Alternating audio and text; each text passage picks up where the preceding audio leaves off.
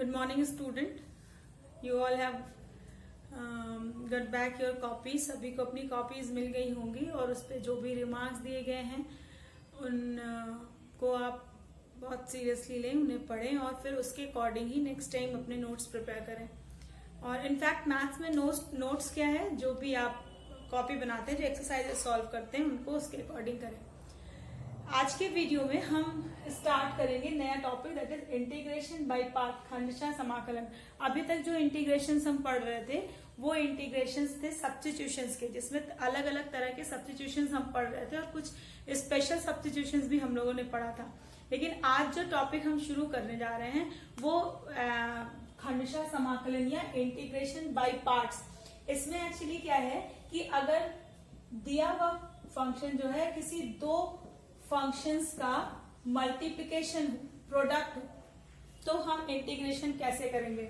एक बार रिकॉल करेंगे हम डिफरेंशिएशन में कि अगर y is equal to F X into G X दिया होता था, किसी दो फंक्शन का गुणनफल दिया होता था, तो इसका डिफरेंशिएशन हम कैसे करते थे. dy by D X is equal to first function differentiation of second function plus second function differentiation of first function. इसी का रिवर्स करने पर हमें इंटीग्रेशन बाय पार्ट के लिए फॉर्मूला मिल जाता है. But in your course you can use the formula without using the proof. Directly you can do the integration. Okay, so let us start that what is the formula for product of the function. If integration I is equal to integration of fx into gx dx दिया है. ठीक है, तो इसमें हम एक function को first function और gx को हम सेकेंड फंक्शन मान लेते हैं. इसको फर्स्ट फंक्शन और सेकेंड फंक्शन सेलेक्ट करने के लिए कुछ सेट रूल्स हैं, उन रूल्स के बारे में भी हम डिस्कशन करेंगे. पहले हम फॉर्मूला देखते हैं किसको करते कैसे. तो integration of F X into G X D X is equal to, if F X is the first function and G X is the second function, then it is first function integration of second function minus integration of D by D X of first function into integration of second function और इस पूरे का dx. ठीक है, first function integration of second function minus D by D X of F X into integration of G X D X whole का integration. It is the formula for integration by part. ठीक है, जब आप second term का यहाँ पे integration कर रहे हैं तो यहाँ पे आपको इंडेफिनिट इंटीग्रल ही है, लेकिन यहाँ पर आपको कांस्टेंट ऑफ इंटीग्रेशन कांस्टेंट जोड़ने की कोई जरूरत नहीं है. इंटीग्रेशन कांस्टेंट आप जब फाइनल रिजल्ट लिखेंगे तभी आप ऐड करेंगे. ठीक है, तो क्या करेंगे, सबसे पहले एफ एक्स लिख दिया यहाँ पे जो फर्स्ट फंक्शन है, फिर सेकेंड फंक्शन का इंटीग्रेशन किया minus D by D X of F X into integration of G X और फिर पूरे का इंटीग्रेशन. ठीक है, एंड द फाइनल रिजल्ट आएगा तब आप वहां पे प्लस सी करेंगे. इंटीग्रेशन कांस्टेंट यहाँ पर या यहाँ पर इंटीग्रेशन कांस्टेंट जोड़ने की जरूरत नहीं है. इसको इंटीग्रेशन करते टाइम हम कुछ बातों का ध्यान रखते हैं. जैसे पहला कि अगर आपको दो फलन दिए गए हैं, दो फंक्शंस दिए गए हैं, उनमें से एक फंक्शन ऐसा है जिसका आपको डायरेक्टली इंटीग्रेशन नहीं पता है, तो आप उसको हमेशा फर्स्ट फंक्शन ले लीजिए, क्योंकि आप देखिए यहाँ पे सेकेंड फंक्शन का इंटीग्रेशन आपको करना पड़ रहा है. ठीक है, दूसरी चीज कि अगर x टू द पावर मतलब जिसका आपको समाकलन पता है उसको आप हमेशा सेकेंड फंक्शन मान लें. दूसरी चीज ये है कि अगर कोई function x to the power n के फॉर्म में है तो आपको उसे फर्स्ट फंक्शन लेना चाहिए. क्यों लेना चाहिए, क्योंकि यहाँ देखिए फर्स्ट फंक्शन का डी बाई डी एक्स कर रहा है ना, और हम जानते हैं कि जब हम डिफरेंशिएशन करते हैं तो पावर्स रिड्यूस होते जाते हैं. ठीक है, अगर आपको जरूरत महसूस हो तो आप एक ही क्वेश्चन में एक से ज्यादा बार इंटीग्रेशन बाय पार्ट लगा सकते हैं. ठीक है, अगर आपने ये क्वेश्चन सॉल्व कर लिया और इस क्वेश्चन में आपका फिर से बाई पार्ट के फॉर्म में इंटीग्रेशन बन रहा है तो आप फिर से वहां पे बाई पार्ट का फॉर्मूला लगा सकते हैं। And the third thing is, जो की वर्ड है इस पूरे चैप्टर का, इट इज इलेक्ट, ILATE,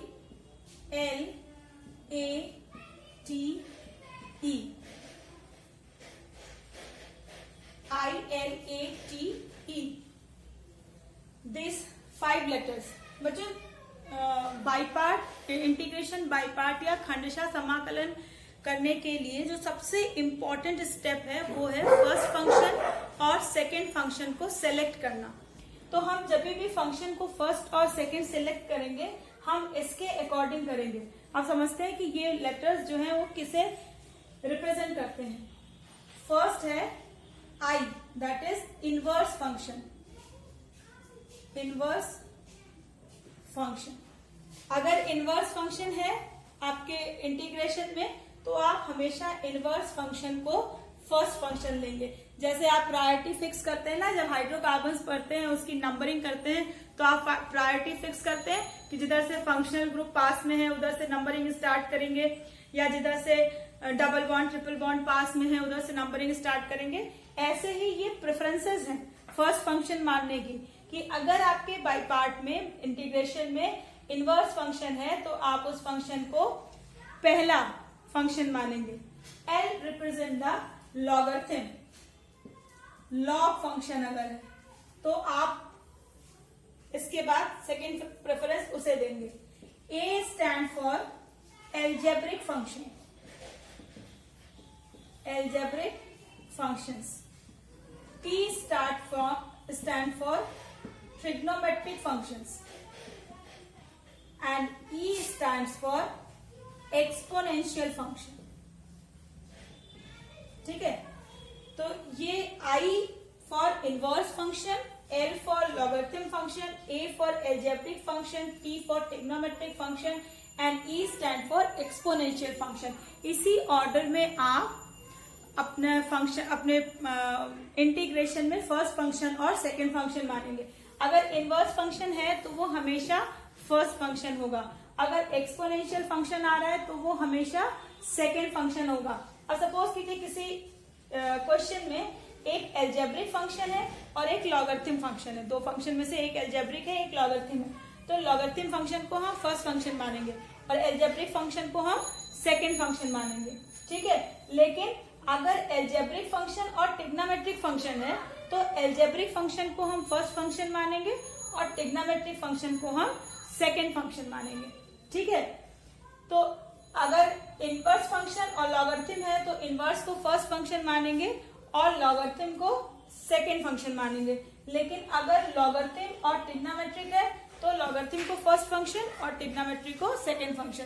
तो इस इलेक्ट के हिसाब से हम प्रेफरेंसेस देंगे, प्रेफरेंसेस करेंगे कि कौन सा फंक्शन हमारा फर्स्ट फंक्शन होगा और कौन सा फंक्शन हमारा सेकंड फंक्शन होगा।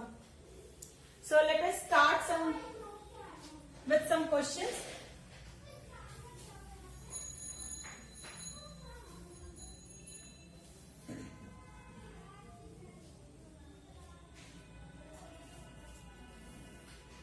एक सिंपल क्वेश्चन से स्टार्ट करते हैं।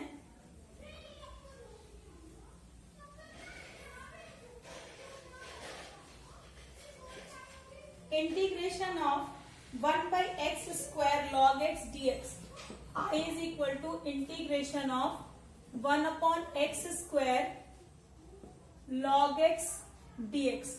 इसका इंटीग्रेशन करना है तो इसे हम लिख सकते हैं integration of log x into x to the power -2 dx। ILATE, ILATE. Logarithm function first function होगा और एल्जेब्रिक फंक्शन सेकंड फंक्शन। तो ये हो गया फर्स्ट फंक्शन और ये हो गया सेकंड फंक्शन। फॉर्मूला क्या होता है? First function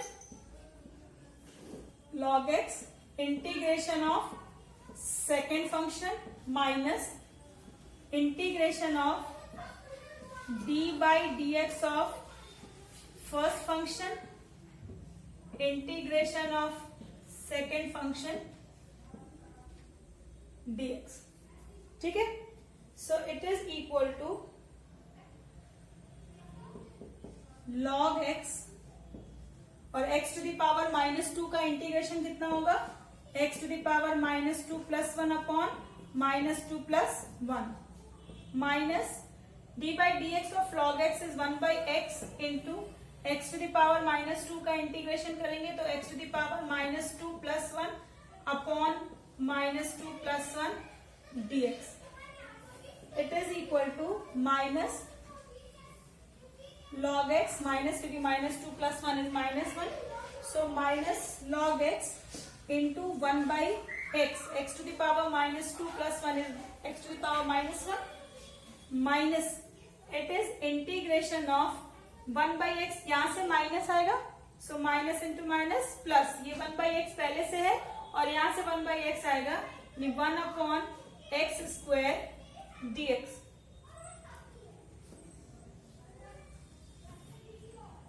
It is equal to minus 1 by x log x plus integration of x to the power -2 dx.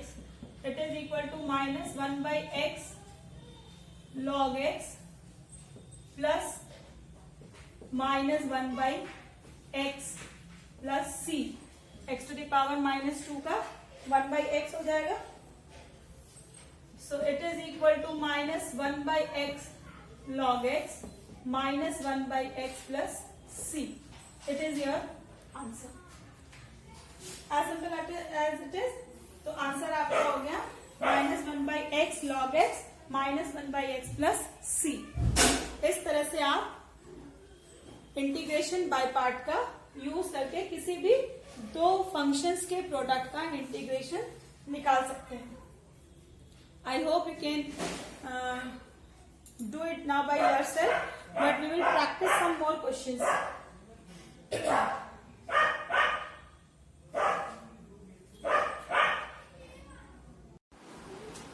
Let us do the second question. Integration of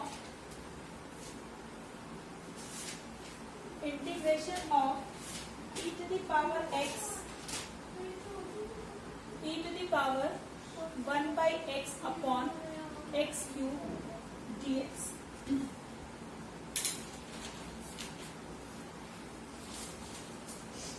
e to the power 1 by x upon x cube dx का मान निकालना है. अब यहाँ पर भी हम by part ही लगाएंगे क्योंकि इसको हम लिख सकते हैं integration of 1 upon X cube into E to the power x dx. e to the power 1 by x dx. लेकिन यहाँ e to the power 1 by x है, इसको अगर हम सब्स्टिट्यूशन से थोड़ा और सिंप्लीफाई कर लेंगे तो it will be better, it will be convenient, है ना. तो x क्यूब को हम लिख सकते हैं integration of 1 by x into 1 by x² into e to the power 1 by x dx. Let 1 by x is equal to t. तो differentiation करेंगे 1 by x is in fact it is x to the power -1, है ना. So it is minus 1 by x² dx is equal to dt, और 1 by x² dx is equal to minus dt. 1 by x² dx हमें मिल गया. So it is equal to 1 by x is t into e to the power 1 by x is e to the power t, and 1 by x² dx is equal to minus dt. So it is equal to minus integration of t into e to the power t dt. जब भी algebraic exponential function के साथ कोई भी दूसरा function आता है तो हम एक्सपोनेंशियल फंक्शन को ही हमेशा सेकंड फंक्शन मानते हैं. तो t को फर्स्ट फंक्शन मान लेंगे और e to the power t को second function. t is in fact an algebraic function ना. तो जब भी एल्जेब्रिक फंक्शन और एक्सपोनेंशियल फंक्शन एक साथ आएगा तो हम एक्सपोनेंशियल फंक्शन या एक्सपोनेंशियल फंक्शन किसी के साथ भी आएगा तो एक्सपोनेंशियल फंक्शन को हमेशा हम सेकंड फंक्शन मानेंगे. सो it will B first function integration of second function minus integration of D by D x, तो यहाँ पे t हो जाएगा, ऑपरेटर dt है तो d by D T of t into integration of e to the power t dt, total का dt. So it is equal to t into e to the power t minus integration of d by D T of t is 1 and integration of e to the power t is e to the power t dt. So it is equal to t into e to the power t minus e to the power t plus c. It is equal to e to the power t common हो जाएगा तो t minus 1 plus c. I think I forgot the minus sign. It is minus. तो ये हो जाएगा minus and minus into minus plus. So e to the power t अगर हम common लेंगे तो इट विल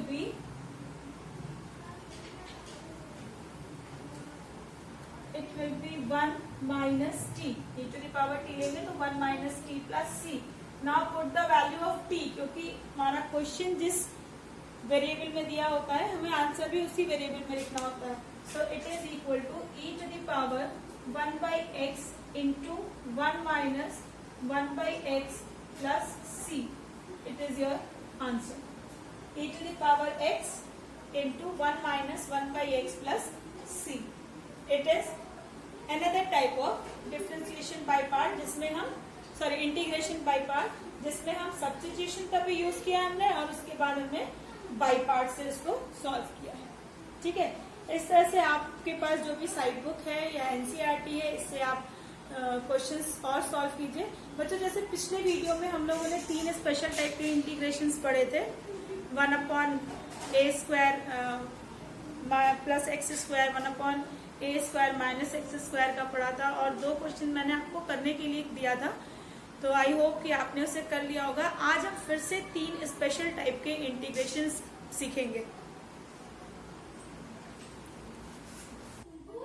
पिछले वीडियो में हमने 3 जो स्पेशल टाइप के इंटीग्रेशंस देखे थे वो इंटीग्रेशन हम लोगों ने सब्स्टिट्यूशन से किया था. आज ये 3 इंटीग्रेशन हम देखेंगे. Integration of under root A square minus x square, second one is integration of under root X square minus A square. ये A square minus x square है, X square minus A square D X. And third one is integration of X square plus A square D x.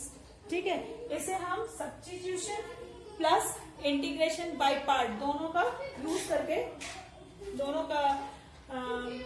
करके उसे solve करेंगे. तो let us do the first one. The first is integration of under root A square minus x square D X. हमने पिछले video में ये discuss किया था कि अगर A square minus x square type का क्वेश्चन है तो हम एक्स की वैल्यू क्या सब्स्टिट्यूट करते हैं, ए साइन थीटा या फिर ए कॉस थीटा. तो यहाँ पे हम सब्स्टिट्यूट करेंगे A sine theta. So let X is equal to A sine theta, then D X is equal to A sine theta का हो जाएगा cos theta D theta. Then put the value. Integration is equal to under root A square minus A square sine square theta into DX की value हो जाएगी A cos theta into D theta.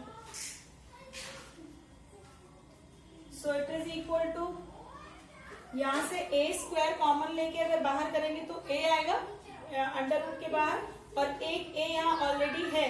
So it will be a square.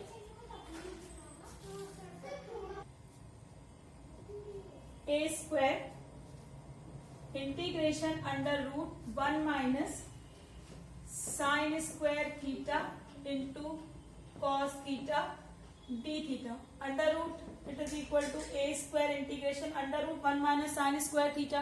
Cos square theta होगा, root हटाएंगे तो cos theta. So cos theta into cos theta cos square theta D theta.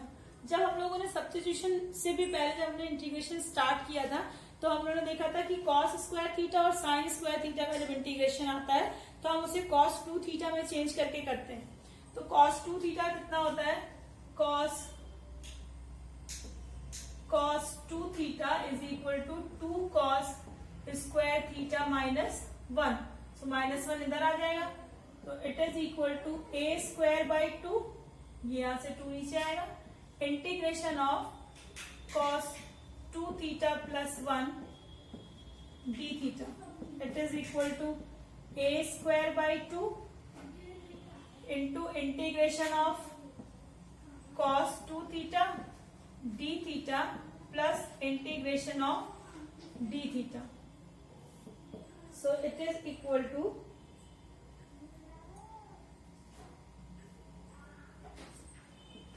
a square by 2 into cos 2 theta का integration करेंगे तो ये होगा sin 2 theta by 2 plus d theta का करेंगे तो ये आएगा theta. Now put the values, so it is equal to a square by 2 into plus c. अब बच्चे यहाँ पे हमने x को माना था a साइन थीटा, जबकि यहाँ पे हमारे पास वैल्यू क्या है, साइन 2 थीटा. तो साइन 2 थीटा को हम लिख सकते हैं 2 sine theta into cos theta upon 2 plus theta. Theta की वैल्यू पुट कर दें तो इट विल बी, अगर x equal to a sine theta है तो थीटा इज इक्वल टू जाएगा sine inverse x by a. तो 2 से 2 cancel, it is equal to a square by 2 sign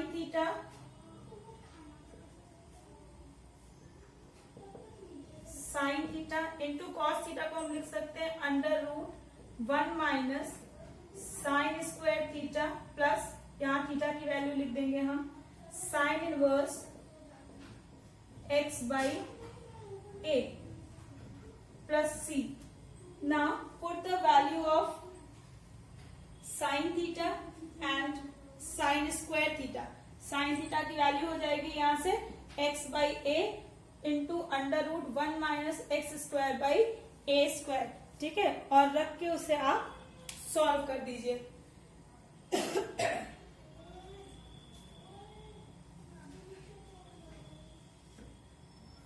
So it is equal to a square by 2 into sine theta की value हो गई x by a into under root 1 minus x square by a square plus sine inverse x by a plus c. It is equal to, अगर अंदर इससे multiply करें तो ये कितना हो जाएगा, ये फर्स्ट टर्म हो जाएगा, a स्क्वायर से मल्टीप्लाई करेंगे a कट जाएगा, यानी a बाई 2x, और अंडर रूट में इसको सॉल्व करेंगे तो ये हो जाएगा a square minus x square upon a square plus a square by 2 sine inverse x by a plus c. So it will be, यहां से अंडर रूट का a स्क्वायर बाहर निकलेगा तो फिर a हो जाएगा. So it is a by 2x into under root a square minus x square upon a plus a square by 2 sine inverse x by a plus c. It is equal to this, a से a cancel हो जाएगा. It is equal to x by 2 into under root a square minus x square plus a square by 2 sine inverse x by a plus c. It is your answer. ठीक है, suppose कीजिए कि आपको integration 25 minus x square लिखना है, का integration निकालना है, तो ये पूरा इतना सारा कैलकुलेशन आपको करने की जरूरत नहीं है. 25 को हम यहाँ डायरेक्टली 5 का स्क्वायर लिख सकते हैं. So under root 5 square minus x square dx, और यहां से सीधे आप लास्ट स्टेप पे आ जाएंगे, यानी x by 2 into 25 minus x square plus 25 by 2 into sign inverse x by 25 plus c. Sorry, x by a है ना, तो 5. सो 25 by 2 into sign inverse x by 5 plus c. ठीक है, सो इसी तरह से आप ये सेकेंड वाला कर सकते हैं, एक्स स्क्वायर माइनस ए स्क्वायर। ये फॉर्मूला टिपिकल है, याद करने में बहुत मुश्किल नहीं आएगी। x/2 under root A square minus x square plus A square by 2 sine inverse x by a plus c. Second वाले क्वेश्चन में एक्स स्क्वायर माइनस ए स्क्वायर dx। यहाँ पे सब्स्टिट्यूशन क्या करेंगे, हम लोगों ने पिछले वीडियो में ये डिस्कस किया था कि जब एक्स स्क्वायर माइनस ए स्क्वायर का फॉर्म होता है तो एक्स की वैल्यू हम ए सेक थीटा लेते हैं, ठीक है। ए सेक थीटा यहाँ पे रखेंगे तो हमारा आंसर मिल जाएगा हमें। और एक्स स्क्वायर प्लस ए स्क्वायर का फॉर्म होगा तो एक्स इक्वल टू रखेंगे ए टैन थीटा। ओके, सो इस तरह से आप इसे इन बाकी दोनों को भी सॉल्व करके इसका आंसर निकाल सकते हैं। ये जो हम स्पेशल टाइप के इंटीग्रेशन पढ़ रहे हैं, जो हमने पिछले वीडियो में पढ़ा था या आज हमने ये जो तीनों पढ़े हैं, इनका यूज जब हम आगे इंटीग्रेशन कंटिन्यू करेंगे या पार्शियल फ्रैक्शन से करने, पार्शियल फ्रैक्शन में तो नहीं, लेकिन इंटीग्रेशन कंटिन्यूड या जब हम डेफिनेट इंटीग्रल करेंगे तो इन रिजल्ट्स का हम डायरेक्टली उसमें यूज कर सकते हैं। पर जो इंटीग्रेशन स्पेसिफिक टाइप का इंटीग्रेशन, पर्टिकुलर जो स्पेसिफिक टाइप का है, वो उसी टाइप से ही लगाना होता है, तभी आपका आंसर आता है, ठीक है। अदरवाइज स्टेप बीच में ही कहीं फंस जाते हैं और फिर वो आगे लगता है कि अब सॉल्व नहीं होगा।